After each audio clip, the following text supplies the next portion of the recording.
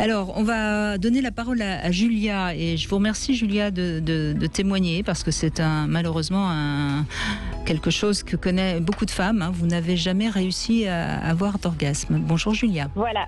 Bonjour Brigitte, bonjour Arthur. Bonjour Julia.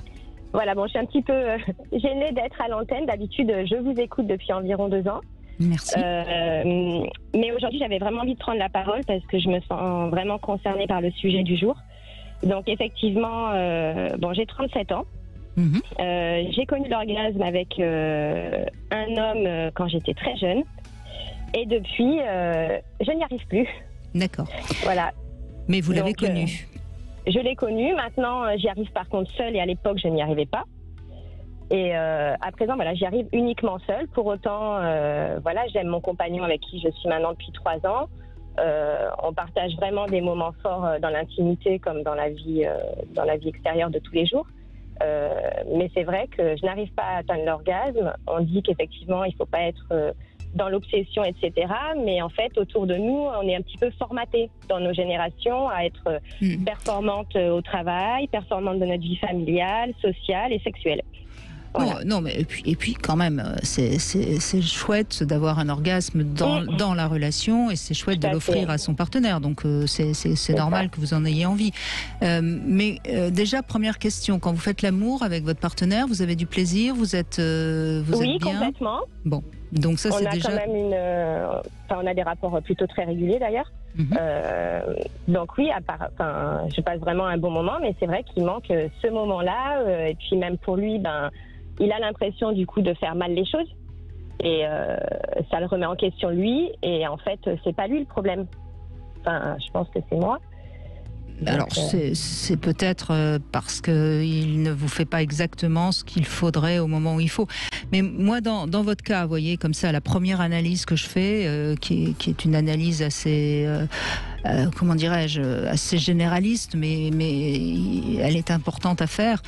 Il y a certainement eu dans votre vie amoureuse, affective, une première relation où tout allait bien, une grande déception ou un grand chagrin, et puis il y a quelque chose qui s'est fermé. Et ce cadenas qui s'est mis donc sur votre cœur empêche le corps de pouvoir s'offrir à nouveau avec un autre homme.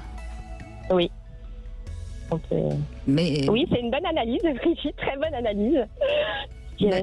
Mais oui, mais si vous l'acceptez, cette analyse-là, c'est vous qui avez la clé. Hein.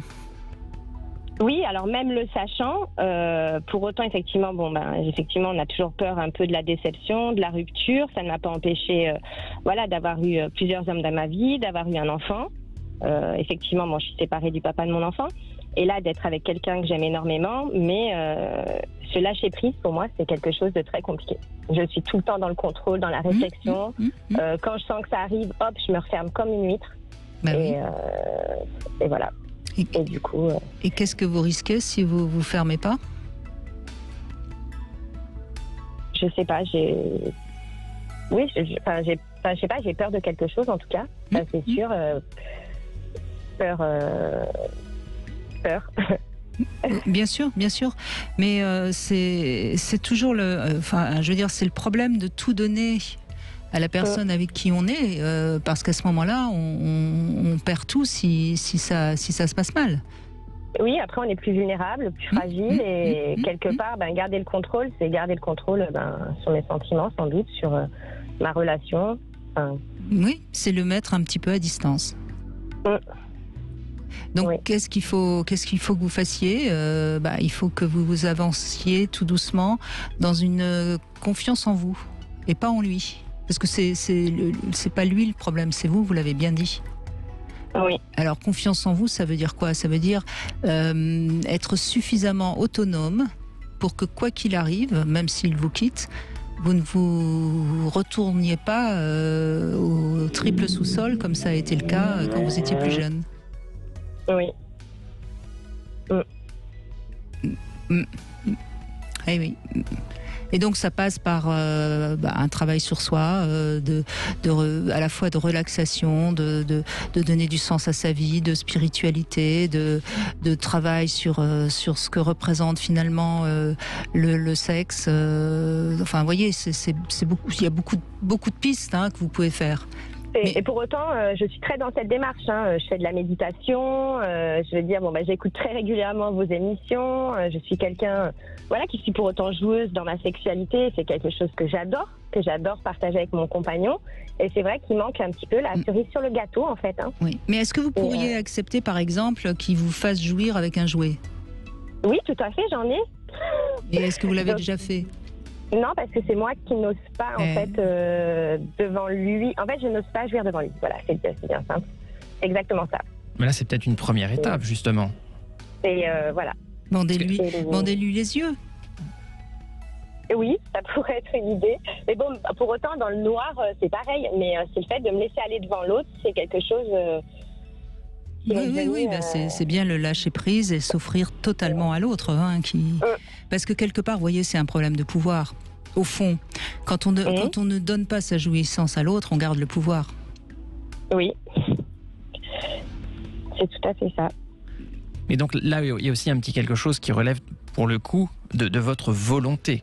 Là, parce que parfois, on ne peut pas, on n'y arrive pas. Là, c'est vous qui ne voulez pas. Par exemple, sur le petit test que propose Brigitte, sur le fait qu'il vous donne un orgasme avec un jouet, par exemple, là, c'est vous qui ne voulez pas. Oui, parce qu'après, j'ai toujours cette idée de me dire, comme vous en parliez tout à l'heure, justement, qu'il y a des hommes qui se sentent en compétition avec les sextoys. J'ai l'impression, quelque part, que ce serait pas normal, parce qu'autour de moi, quand même, j'en discute avec des amis, des personnes qui ont mon âge ou plus âgées. J'ai l'impression que toutes elles y arrivent.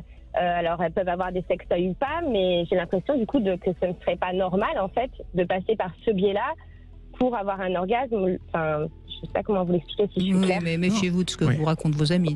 Et puis, alors là, vous avez dit un terme normal. Alors là, je ne sais pas d'où vient. Après, vous voyez, il y a quelques références, peut-être encore une fois, culturelles, des choses qu'on imagine.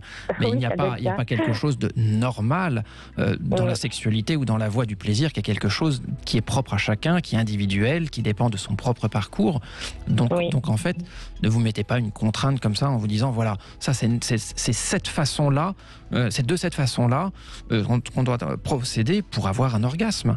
Donc là, je pense qu'il y a le travail tout à fait indispensable que Brigitte a mentionné. Et puis, je pense qu'il y a un exercice, à mon avis, pratique, qui dépend de votre volonté. Une fois que vous serez peut-être justement plus à l'aise, plus ouverte sur cette ouverture. Et puis, sur le pouvoir, c'est tout à fait juste. Et d'accepter qu'il vous donne du plaisir d'une façon, vous savez que vous allez en avoir. Et ça, à mon avis, c'est certainement la première étape vers quelque chose qui va correspondre à ce que vous dites être un peu plus normal. Mais il y a plusieurs chemins pour arriver au plaisir. Vous savez, Julia, vous êtes vraiment de la génération des femmes qui ont justement acquis un total pouvoir sur leur vie. C'est les femmes plus âgées que vous, elles étaient encore un petit peu soumises. Celles qui arrivent, qui ont 20 ans aujourd'hui, elles sont un peu plus libres. Et ce qui est intéressant à remarquer, c'est que vous étiez toute jeune, vous rencontrez un homme, vous étiez dans l'innocence et vous avez eu vos orgasmes. Oui, c'est ça. Et puis après, on prend un peu, on décide un peu de prendre le pouvoir et on n'y arrive plus. Donc c'est ça aussi qu'il faut que vous arriviez à comprendre. Oui, et puis après, les relations font qu'aussi, j'ai eu des hommes qui étaient plutôt égoïstes et qui pensaient plus à eux qu'à me faire plaisir, à participer à mon plaisir. Et du coup, je suis vraiment rentrée aussi dans cette dynamique de faire pour l'autre, je sais ce qu'il aime, etc. Et du coup, mais vous les aviez choisis, ces hommes, Julia. Exactement, on est bien d'accord. On est bien d'accord. Donc c'est parce que mais j'entends très bien ce que vous dites et c'est vraiment important ce que vous dites parce que on ne peut lâcher le pouvoir que si on se sent réellement libre et forte. Oui. Donc, c'est un travail sur votre capacité à survivre quoi qu'il arrive. Vous savez, la vie, elle est faite de plein d'échecs, de plein de ruptures. On va découvrir beaucoup de gens qu'on aime qui vont nous quitter, qui vont mourir. Et c'est parce qu'on est fort et solide qu'on peut traverser tout ça et qu'à ce moment-là, on est réellement libre et libre de jouir. Puis à ce moment-là, c'est vrai qu'aussi, il faut savoir que le couple, c'est le moment où en fait, on n'a pas la même image qu'à l'extérieur. À l'extérieur, je contrôle tout, je gère ma vie professionnelle, mon fils, enfin, j'ai toujours réussi à tout gérer correctement. Enfin, en tout cas, c'est ce que j'attendais de ma vie. Et c'est vrai que l'endroit où on est le plus vulnérable, c'est dans son couple. Et du coup, c'est vrai que c'est à ce moment-là où, du coup, ça devient vraiment compliqué pour moi parce que, il faut se laisser aller et il y a encore du travail. Faites confiance à votre sensibilité. C'est une grande force d'être très sensible, à condition de ne pas trop se protéger. Oui. De sa sensibilité. Bon, et puis voilà, sait-on jamais, quand j'irai à Paris, j'irai dans votre Sweetie Bar. Hein, ça peut encore peut-être augmenter mon excitation. Voilà, et faire lâcher des choses. Vous y serez la bienvenue. En tout cas, il y a une autre technique dont on n'a pas parlé, mais qui peut marcher aussi. Évitez de vous donner des orgasmes pendant quelques temps. Peut-être qu'à ce moment-là, ça finira par arriver avec lui. Ça déclenchera le premier orgasme avec lui. Oui. Et puis favoriser les sextoys, comme vous dites, effectivement, au sein de mon couple au départ, peut-être pour... Parce que vous avez réussi à en avoir un, donc c'est possible. Hein. Quand on a réussi une fois en amont, on est capable de recommencer. Ça, c'est sûr. Donc maintenant, c'est à vous. À vous de lâcher. Merci en tout cas, Julia. Merci beaucoup.